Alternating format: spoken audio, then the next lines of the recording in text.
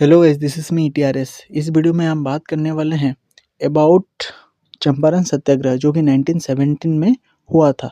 इसे गांधी जी का the first civil disobedience movement भी कहा जाता है। इसमें क्या होता है कि ब्रिटिशर्स जो है ब्रिटिश प्लांटर्स जो हैं उन्होंने तीन काठिया सिस्टम लागू किया था।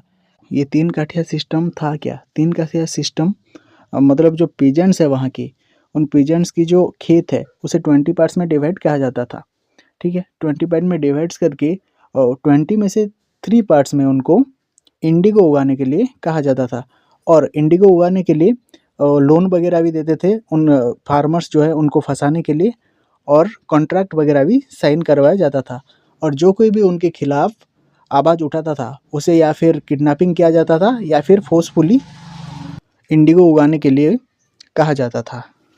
So due to all this, Rajkumar Shukla नाम के एक लोकल मैन जो कि चंपारण से थे, उन्होंने गांधी जी को इनवाइट किया to look after their problems they were facing there.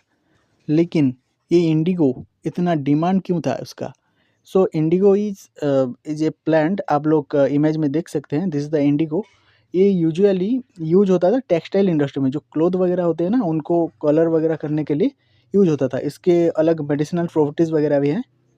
और आप लोग जो डेनिम जीन्स पहनते हैं उसमें भी इंडिगो का ही यूज होता है, क्योंकि फार्मर्स उगाते थे इंडिया में और अंग्रेज जो थे फार्मर्स से लो कॉस्ट में ले जाते थे और हाई प्रॉफिट में। जो इंडस्ट्रियल रेवोल्यूशन जिस जिस जगह हुआ था, जैसे कि यूरोप हो गया, चाइना हो गया, वहाँ बेचते थे।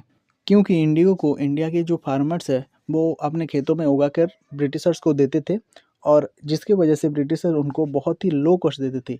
हालांकि इंडिगो उगाने में मेहनत बहुत लगता है, और इंडिगो की जो डिमांड है, क्योंकि ये नेचुरली उगता था, खेतों में होता था, इसीलिए उसकी डिमांड मार्केट में बहुत था। सो 1890s में जर्मनी ने इन्वेंट किया था सिंथेटिक इंडिगो। ये इन्वेंट होने के बाद भी इंडिगो का डिमांड जैसा कि तैसा ही रहा था। इसीलिए जो ब्रिटिश प्लांटर्स जो हैं उन लोग फार्मर्स को इंडिगो ज़्यादा से ज़्यादा उगाने के लिए फंसाते थे, ट्रैप करते थे, लोन वगैरह देते थे, उनसे कोई कॉन्ट्रैक्ट साइन करवा लिया जाता था। फिर कोई ना माने तो उसे किडनैपिंग वगैरह भी कर लिया जाता था। और कहीं-कहीं तो उनकी फार्मर्स के जो क्रॉप्स वगैरह भी हैं वो भी जला दिया जाता था। हो ना हो, जर्मनी का सिंथेटिक इंडिगो मार्केट में आ जाने से ब्रिटिशर्स को थोड़ा बहुत तो लॉस होने ही लगा था, क्योंकि सिंथेटिक इंडिगो और जो नेचुरल इंडिगो से काफ़ी चीप था, इसलिए उसकी मार्केट वैल्यू बढ़ने लगी धीरे-धीरे। इसका मतलब ये हुआ कि अभी फार्मर्स को इंडिगो उगाने के लिए कोई ज़रूरत नहीं है, क्योंकि जो नेचुरल इंडिगो था उसका मार्केट में धीरे-धीरे डिमांड कम होने लगा था। लेकिन ऐसा नहीं हुआ, उल्टा हुआ। इसकी वजह से फार्मर्स की प्रॉब्लम ज़्यादा बढ़ने लगी, क्योंकि जो फार्मर्स थे वो क्या किए थे, कॉन्ट्रैक्ट साइन किए थे जो ब्रिटिश प्लांटर ने उन्हें फोर्सफुली या फिर ट्रैप में फंसाने के लिए करवाया था। So as per the contract कोई भी फार्मर्स को इंडिगो उगाना ही पड़ेगा, जितने दिन का वो कॉन्ट्रैक्ट साइन किया है उतने दिन तक। और जो कोई भी नहीं उगाएगा इंडिगो, उसको कॉन्ट्रैक्ट से फ्री होने के लिए कुछ पैसा देना होगा। लेकिन जो ब्रिटिश प्लांटर्स थे वो इलीगली ज़्यादा मनी एक्सट्रैक्शन करने लगे।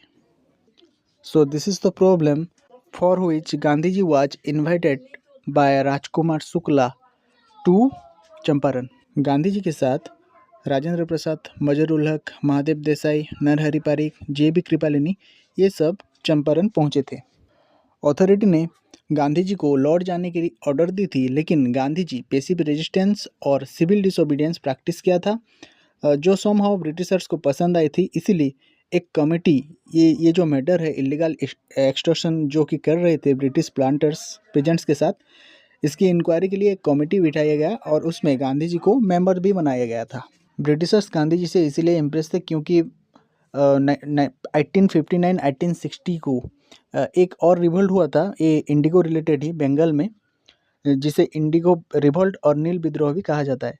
उसमें तो थोड़ा सा वायलेंस हुआ था, लेकिन गांधी जी सिविल डिसोबीडियंस और पैसिव रेजिस्टेंस से ये सब कर रहे हैं, इसीलिए वो थोड़ा इम्प्रेस हो गए थे गांधी जी को, और उन्होंने अपनी कमेटी में मेंबर भी बनाया था गांधी जी को, इंक्वायरी कमेटी में। So after committee report it is proved that कि मनी इलीगली एक्सट्रैक्शन हो रहे थे पीजेंट से, ब्रिटिश प्लांटर्स ले रहे थे इलीगली।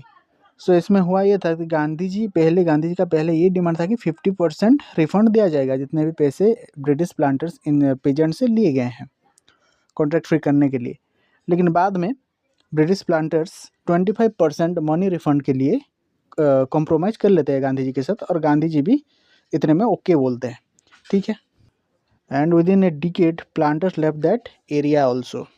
सो इस मूवमेंट में और भी कुछ लीडर्स थे जैसे कि Brajkishore Prasad, Ramnavmi Prasad. So this is the end of this video. Thank you.